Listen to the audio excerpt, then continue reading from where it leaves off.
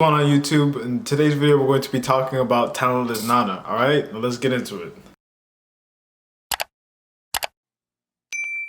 In today's video, I wanted to talk about Talentless Nana, and the reason why I wanted to talk about it is because I thought it was definitely a sleeper hit this season. I didn't think that there was I don't really see any hype on the internet about it or people anticipating the anime, so I thought it would be a good video idea to go over real quick. And the reason why I think that it's pretty good is because before I went into it, I was like, yo, so a friend recommended to me. I was like, I don't think I'm gonna like this because I thought from the cover, I thought it was like some My Hero Academia type of nonsense. I was like, we've already seen it. We have My Hero Academia. Why do I need to look at it? I was actually surprised when I got into it and started watching it. A lot of people were saying, that they thought it was My Hero Academia 2. And then there's a lot of people like, oh, it's a My Hero Academia imposter, bro. It's Among Us. She's an imposter. And then maybe test it out, maybe see why people are liking it all of a sudden, even though they didn't think that it had much to offer at the beginning. Like I was saying, it looked like My Hero Academia. But the reason why I like this series so much as of right now, I keep on coming back to it every week, is because of just the main character. I really like the main character, Nana, and so basically I'm gonna have to get into a little spoilers to really give you guys why I like the anime and why it's a good anime to watch this season. Nana is basically this talentless girl that goes to a supernatural power school. So basically, like, she's going to My Hero Academia, she's going into, like, to Hogwarts, even though she's not a wizard, but she has a secret mission, basically, and she's been being sent by the government to basically kill them all. Like, it's a battle royale, she needs to go in there and, get the job done. And so basically, it's just her trying to outsmart her classmates and trying to get alibis and trying to get witnesses, seeing her with other people, so she doesn't get caught up and just doesn't get caught up as a murderer and make it seem obvious to the other students. But then as she starts doing her job and she starts getting she starts getting some kill confirms. There's this other guy there's this other student. His power is basically invincibility. I don't know what the extent of his power is yet because we haven't really seen.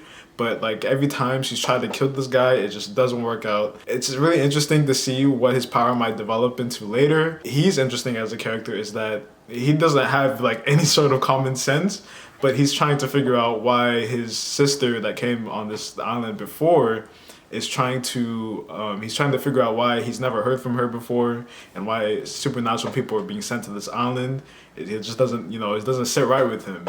And I really think that the overarching plot of this anime is a lot better than what I was realizing that I was getting into. And that's kind of why I've come to like it, is because those two guys clashing head together, Nana and I forgot his name, but he's the invincible guy. He can't die. He literally survived an explosion. Reminds me of the characters L and Light from Death Note. It kind of reminds me of those like kind of mind battles, those like mental loops that they're going through to make sure that they don't get found out. And while like L is trying to expose him basically, and I think it's the same thing with Nana. Like she's going through so many possibilities in her head and trying to find out which is the best possibility to make sure that she doesn't get caught up in the murders that she's committing.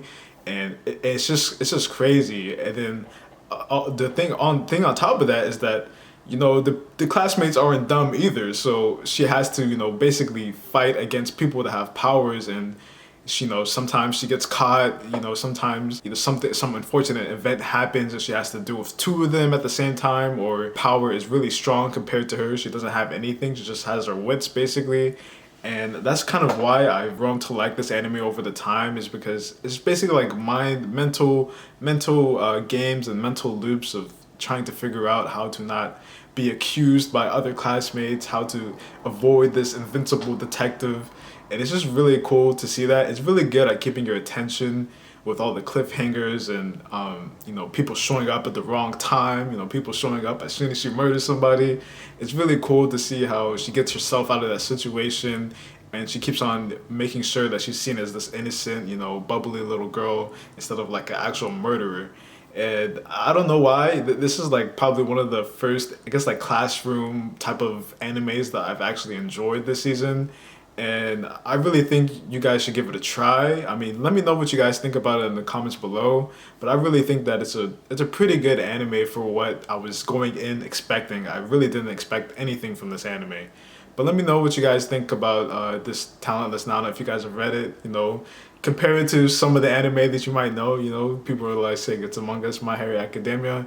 But yeah, if you guys like the video, go ahead and like it and subscribe to the channel if you want more anime related content. And I'll see you guys in the next one. Peace. Go.